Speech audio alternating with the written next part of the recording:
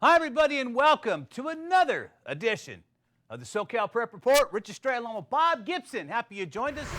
And Bob, it's always fun when you go to a championship situation, especially in the southern section in basketball.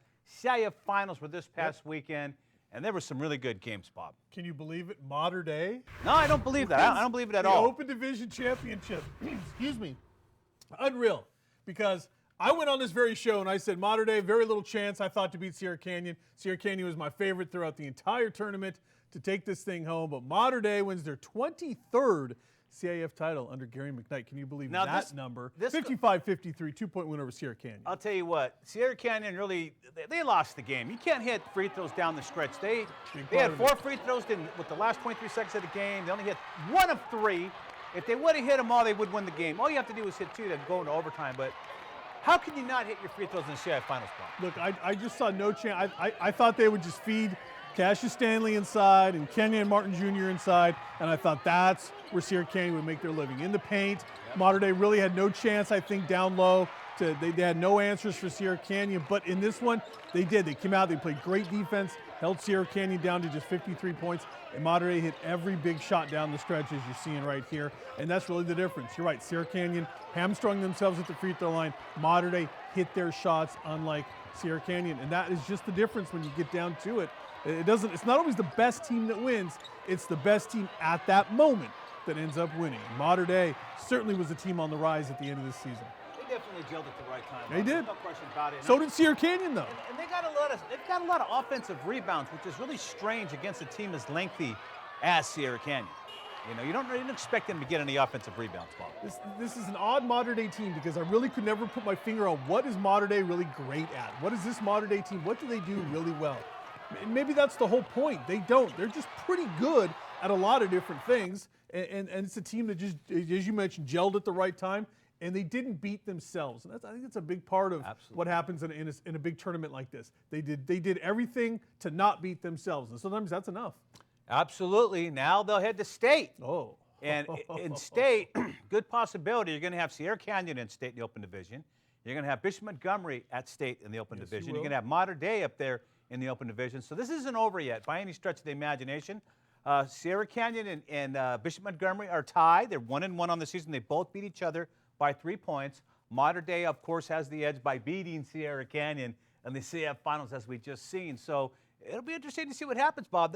These guys aren't over yet. Oh, by the way, throw Etiwanda in there. Oh, and by the way, out of San Diego, throw Mission Bay in there, who won the CIF Open Division in San Diego. Oh, and by the way, throw in Westchester, the CIF, as we're going to find out. We'll hear from Randy later on. It's a long way from being over, this thing here. A long way, because you're just talking about the teams in the CIF, Southern Section Open Division, right? That's enough of a talent pool right there. You start throwing the LA City teams in there, they got 2. You start throwing the San Diego teams in there. Now you've got one heck of a tournament coming up here for this regional and this state championship. All right, let's continue on.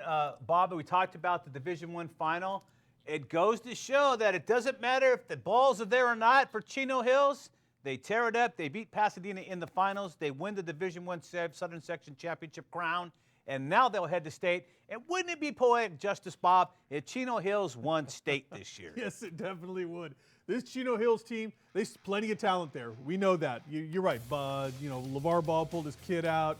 Everybody thought, oh, that's the end of Chino Hills. Didn't happen. Chino Hills went on. Just like with Bol with Modern Day. Bol's gone. Modern Day's finished. Nope, they won a title. Ball's gone. Chino Hills still wins a title. So congratulations to the Huskies, easily over Pasadena in this one. All right. Not even much of a game. Let's run through the scores and some highlights as they come. We see Brentwood 48, Crossroads 41, 2 smaller schools, Bob. That's the 2AA there. I believe Jabbar's kid went to Brentwood.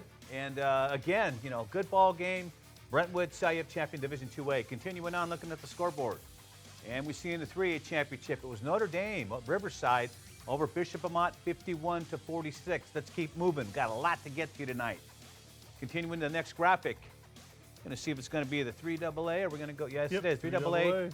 Crane Lutheran, Bob, against Knight, Lancaster, Palmdale area. Look at that score. Don't forget, Crane Lutheran is the school everybody's talking about to be the next team move into the Trinity League. We'll see if that happens in the next couple of years. All right, continue on with the scoreboard.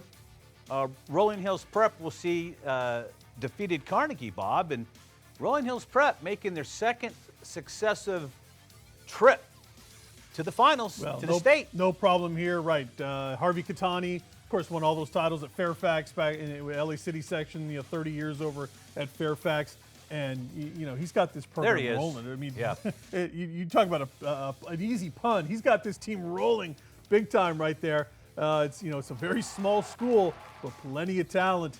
And Harvey Catani probably forgot more about coaching than the rest of us are ever going to know. So. Last year, he didn't have a kid over like 5'9" on this team, and they went to state and won.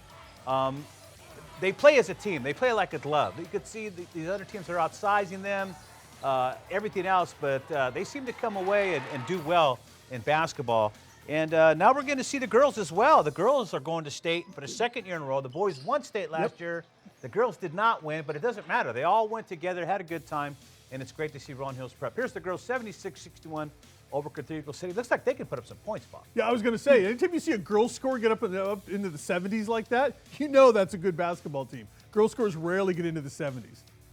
Yeah, that's very true. Unless Lisa Leslie's underscoring 100. Well, okay. Going down 100, baby. That's happened. I haven't seen many Lisa Leslies come down the pike lately. Yeah, Cheryl Miller could have done it too. Yeah, that's true, too. All right, continuing on with the scoreboard in the girls division. Glendora 47, Downey 35. That was in a 2A championship game. Downey making an appearance. It's been a while since they've been up there. Glendora, always strong in basketball. Tracy McGrady, is it Tracy McGrady? Yep. Tracy McGrady. No, forget it. I know who you're talking about. One of the Macs. But anyways, they've got some basketball. They got some basketball lineage up there. Grace Brethren over St. Paul Matthias, 59-33. Another scores. There we see it right there. That's what XPXSM means. Isn't that one of those music things that people go to and they listen to music and whatever, stuff? Man. XM, yeah. whatever. No, man. Nope. Anyway. St. Paul Matthias.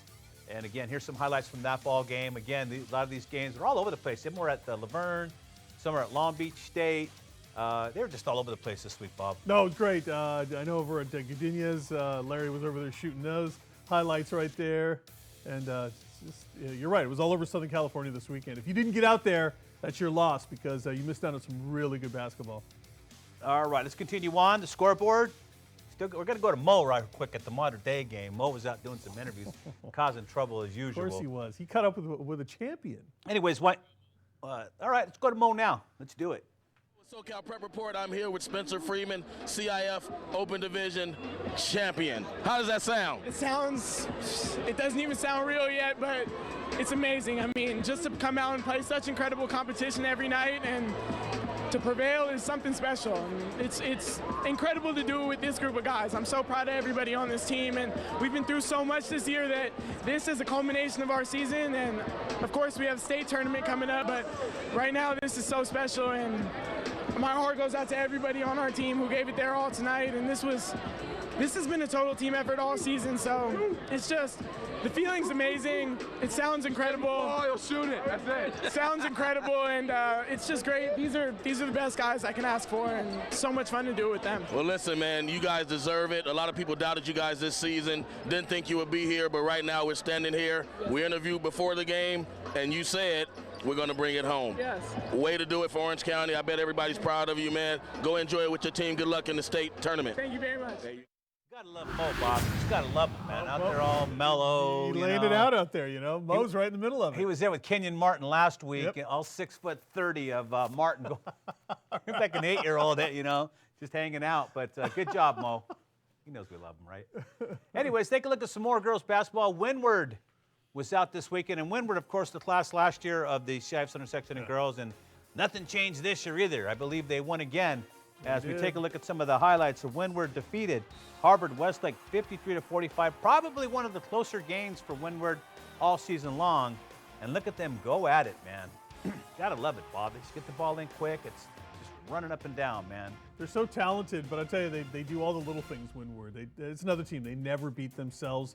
And, the girls' game is predicated so much on just rhythm and just doing the right things. I mean, it's always making that extra pass. Everything's crisp, There's no sloppiness about the girls' game, and Windward personifies that more than any other program in Southern California. All right, so Windward will head to the state as well as Harvard Westlake. Can't be runner-up in a game this tight. Right. No. And not go to state, too, Bob. So anyways, we'll have more of the state next week, all right? Playoffs will be, of course, the rest of this week, and Following week, up until press time again, we'll know who's in it.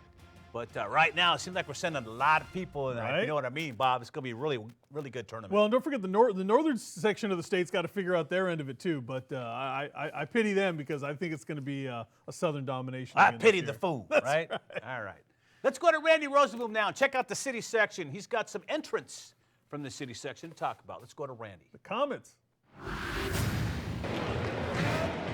At the Toro Dome tonight, we just witnessed Westchester win its 14th LA City Section Championship, capturing the open division by 10 points over Fairfax and winning the game 63-53.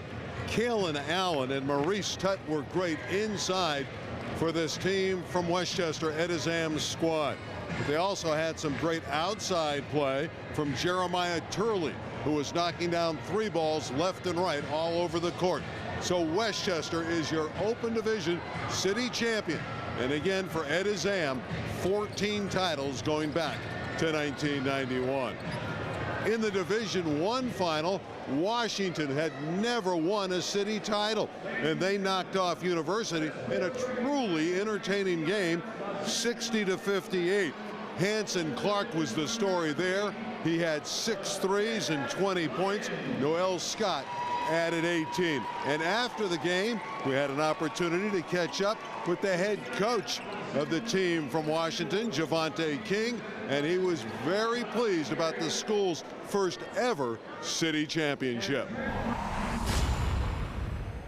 Coach Javante King, the first ever championship for Washington Prep. What's that mean to you and to your kids? Man, it means a lot, man. I went to Washington, I graduated from there.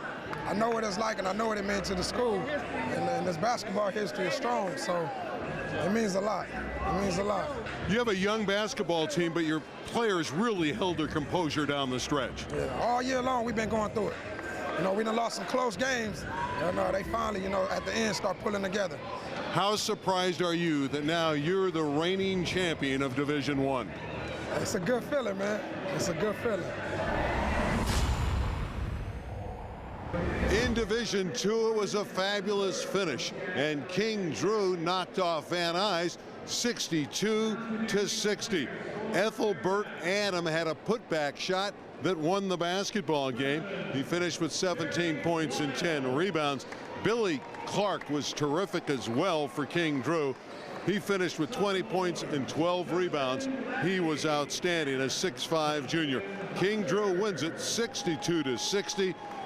Tyrone Winborn did score 25 points for Van Nuys in a losing effort. In Division III Southeast, able to get by Manual Arts easily. They outscored them 15-2 in the opening quarter. Michael Ibarra had a big game, scoring 17 points. In Southeast, never looked back, and that's their first title. And Canoga Park, 70-64 over Bravo. Dallin Takarani scored 29 points in the victory. In the girls' open division, Fairfax wins the city championship. They were terrific, 59-46. They had to come from behind. They were down at halftime by 5. They did get a terrific effort, 22 big points from a young lady who is terrific indeed. Her name is Lair, and how fitting is that for a Fairfax Lion to be called Lair, Danielle Lair, who's the instrumental force in them winning the city title last year. In D1, Carson got by Legacy 75-63. Taylor Edwards had 6 threes for the winners. Tremendous performance by Edwards, hitting from the perimeter. In Division II, Hamilton over Crenshaw 68-59, the first loss of the year for the Cougars, and it comes in the finals. Kennedy Rankin 17 for Hamilton High School. Gardena over Jefferson 59-36, easy win for Gardena in D3. And Reseda over West Adams. That was a final of 43-40. Of course, Reseda out of the West Valley's Mission League. They were 4-8 in the league. And a football note, Doug Bledsoe, who is a former graduate of Dorsey High School, is now their head football coach, taking over for Charles Mincy. I'll tell you, this guy's a good coach, Bledsoe. I saw him, when he had his days at North Hollywood in the city section. He also coached at Pasadena. But the big story tonight in the open division of the girls, Fairfax wins the title. And in the boys, Westchester wins their 14th overall city title. Let's go back into the studio to Rich and Bob. All right, thank you very much, Randy. Good to see the city section represented, and they'll be well represented in the state, Bob. They got 2 teams in the state, and That's all you can in the ask open, for. right? Westchester and Fairfax both made it. So. Anything can happen. Look what happened to Modern Day this year. They got in, all right? So it could happen for Westchester or Fairfax. All you want is a seat at the table. That's all you want. You want a seat at the table, and then you roll the dice. Don't discount it. All right, state championships this past weekend in Bakersfield at Rabobank Arena. Man, and here's what ended up happening. We had 4 champions down. There's only 14 weight classes. Southern section took 4. 126-pound Cleveland belt in the Bosco. I believe he's only a sophomore, Bob. Going to be coming back. Jesse Vasquez, a junior, coming back at Santiago. He took the crown at 132 pounds. At 160 pounds, another underclassman, Josh Kim from Santiago. Santiago, look at that. 2 state champs, Bob. There's only 14. They had 2 of them. Wow. And, of course, Joey Daniel from Santa Ana, a senior. And at 220 pounds, you figure you probably are a senior. And he tore it up. And those guys did well. Other placers doing well. Second place. Okay, this is the championships, okay? Santiago, Buchanan, and Gilroy each had 2 state champions apiece. So they almost took half of the champions, Bob. That's crazy. Down below, that was for us. But anyway, Santiago only had 3 guys entered in the tournament complete. 2 out of the 3. 2 out of the 3 won state. Bosco, 1 of 4. Bosco actually took a lot more, but 1 of 4 guys that had a chance to win the medal. 1 guy came away. Probably brought 6 wrestlers. 1 became a state champ. Clovis, uncharacteristically, they only had 6. 1 was a state champ. Gilroy had 2 of 7. Selma 1 of 8. And Buchanan, the undisputed leader in the state, 2 of their 8 wrestlers won state titles. But remember, Bob, 8 guys. 8 guys. Probably 8 guys. They all placed. Santiago made the most of theirs. They placed. All right. Let's look at the other higher place finishers here in the southern section. Aaron Nagao from Esperanza finished 2nd place. These guys are runners-up. They wrestled in the final match, Bob. And Trey Munoz from Tribuco Hills also got a medal for a 2nd place finish in state. 3rd place finishers included last year's state champ at 103, Jonathan Prada of Downey, followed by Antonio Lorenzo of Bosco, Jared Williams of Edison, Gerardo Hernandez of Capital Valley, and Randy Gonzalez of Lakewood. All finished. And again, we're looking at the 2nd place finishers. We just looked at the 3rd place finishers. Real quick, Bob, we had, and we'll talk about these real quick, the team scores. We can take those graphics down. The team scores, all right? Buchanan, 219 points, followed by Gilroy. Poway of the San Diego section was 3rd. Selma 4th, Clovis 5th, followed by Clovis North. They got a Clovis South and a Clovis East and a Clovis West. Yeah, I know, right? It's like Torrance. Got Oakdale, Bosco finished 8th, followed by Frontier, Vacaville. And below the crawl, you'll see number 11th was Santiago. They finished 11th. And then look at the cluster of southern section schools. I was going to say. 17, 18, 19, 21, 24, and 25, all from the southern section in Tribuco Hills, Canyon of Anaheim, Santa Ana. And look at the scores that separate these guys, Bob. Less than 7 points separate the guy at the bottom from the top, or 7.5 points, whatever. But they were all clustered, did a good job. But the southern section just cannibalizes itself. They can't seem to get that title. It's been a while. Calvary Chapel, I think, was the last group of guys to go out there and win a state championship. So it's not easy. It's been the central section. You for see a long that central time now. section there? Yeah, for a long time. Ridiculous. That's just crazy. The southern section needs to do something to get themselves back up there. And look at Parada at Downey. 1 state last year, finished 3rd this year. There's no guarantees, but one footnote to this whole thing.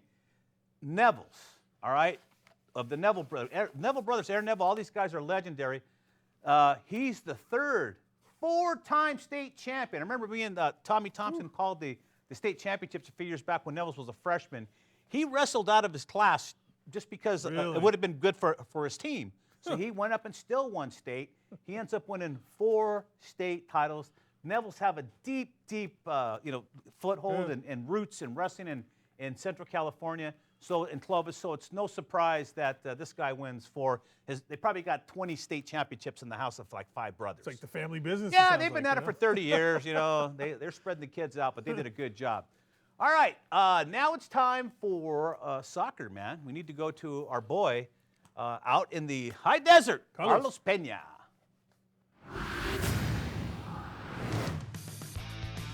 Hello, folks, and welcome to this week's SoCal Prep Report. I'm Carlos Peña, and tonight, CIF Soccer Champions. Starting off with Southern Sections, let's get right to it. Starting off with Girls Soccer Division I, J. Sarah Catholic are Division I champs. They now move on to Southern Division I Regionals. Moving on to Division II, and Temecula Valley are your Division II champs and are currently in CIF Southern Division II Regionals. In Division III, Flint Ridge Prep, as expected, won their Division III championship and are now looking at Southern Division III regional play. Moving on to Division IV, and Paloma Valley continued with their path of destruction as they won the Division IV championship and move on to Southern Section Division IV regional play. Division V champs are your South Pasadena Tigers as they look to continue their winning combination at regionals in Division IV. Division VI, San Gabriel Mission's defense held tight with a 4-0 win to take the championship. They move on to Southern California Division V regional play.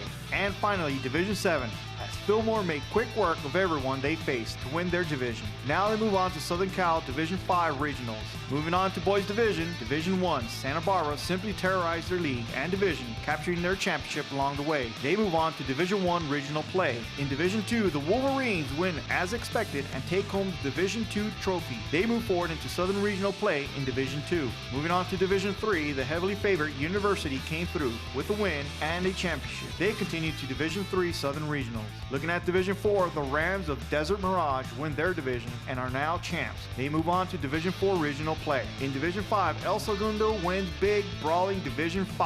Big win in a tough division. They now move up to Division IV regional playoff matches. In Division VI, the team to watch out for has won their championship game. Carpinteria came through this division as they will now take on Division V regional matches.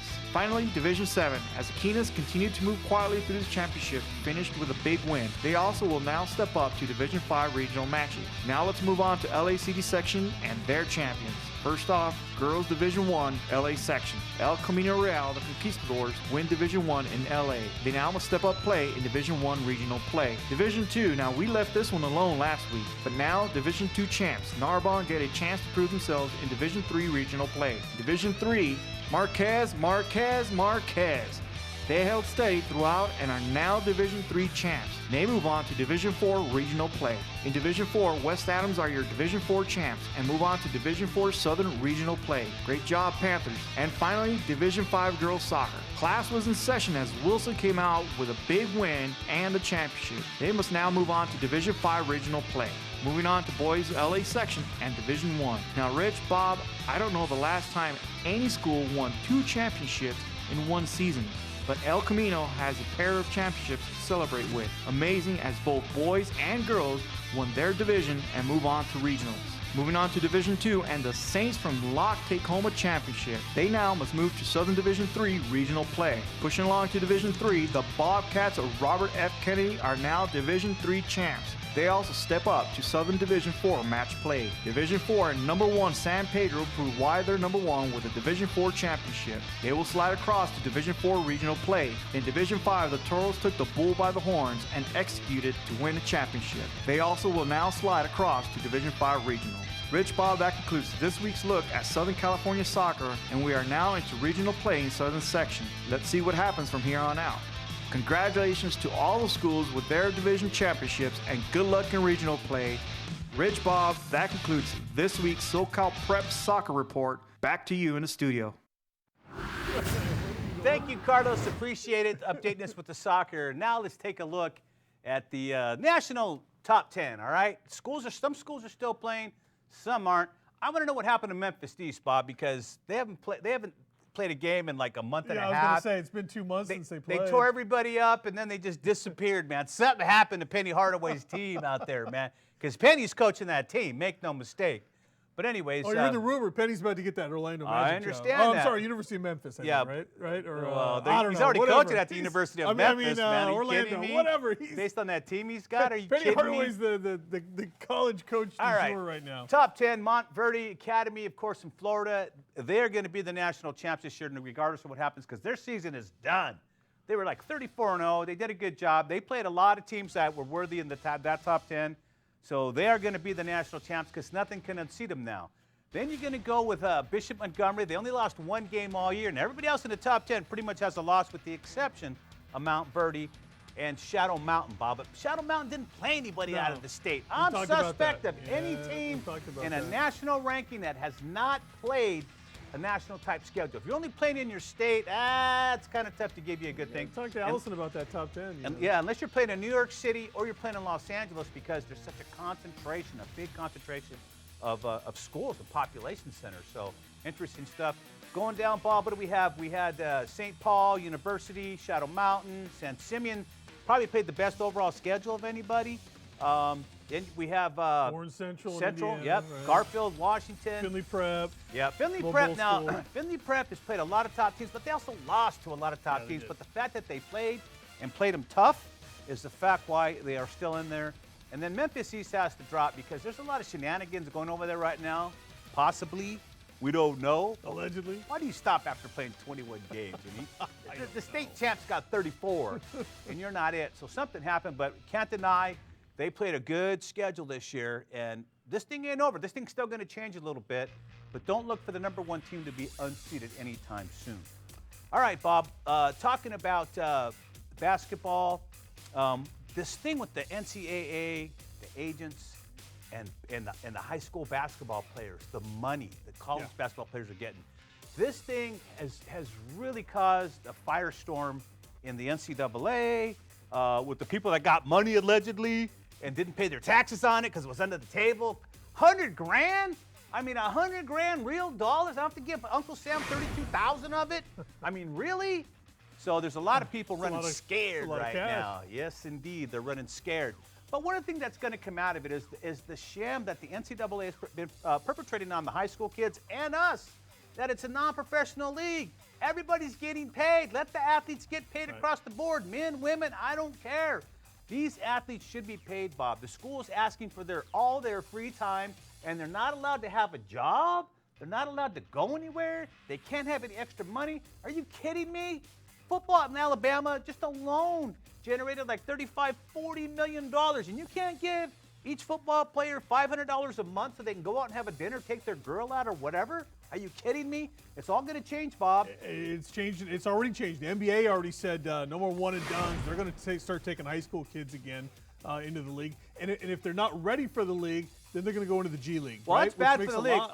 It's bad for the league, We can Bob. debate it. We can debate it. It's bad for the league to have a bunch of high schoolers in there. I hear you there. There's only so many Kobe's and LeBron Jameses. There's only so many. Too many Robert Swifts that didn't work out, and guys that probably could have benefited, though, from the G League. If those kids had a chance to go to the G League, Kwame Brown, guys like that, and learned it and matured a little bit before being thrown into an NBA locker room, that would have helped guys like that. For every LeBron and Garnett and Kobe Bryant, there are 10, 15,000 guys that thought they were Kobe, LeBron, and Kevin Garnett, and they're doing nothing now. Nothing the way they thought. They thought they would be in the league making big money, but they're not. And they didn't have a plan B, Bob. That's the sad point. Somebody's going to come up with some sort of a league. And Wasn't it LeVar? LeVar had the LeVar had the right idea. I don't know if LeVar can He's put the it wrong together. guy. So somebody will get the money. Somebody will put it together. Based on those shoes, man. There will be a league. There will be a league in between. And if the NCAA is smart, they'll be the ones to start the league. They'll be the ones to say, you know what? No more giving kids scholarships. We're going to pay them money and still going to come to our school. It's got to come to that now. All right. We're gonna and football's an even bigger one. We'll talk about that in the future. We'll have more of this next week. Absolutely. But I just want to say real quick as a parting shot, what the heck's wrong with the Rams and the Chargers? 100 grand for a license plate seat? Are you kidding me? 100 grand, Bob? What?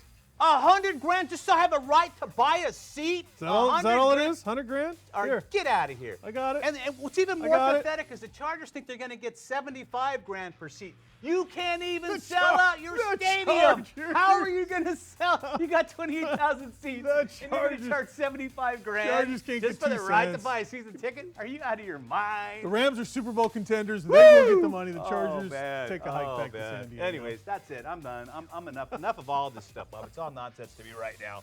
Anyways, enjoy yourselves this weekend. Go out and check out a playoff game. Yes. Don't forget the state next week. We'll have the participants, and we'll have some more scores and highlights from you, and who knows what other stuff we're going to have. But on behalf of Bob Gibson, I'm Richard Tracy, and so long from your friends here at the SoCal Prep Report. We'll see y'all next week.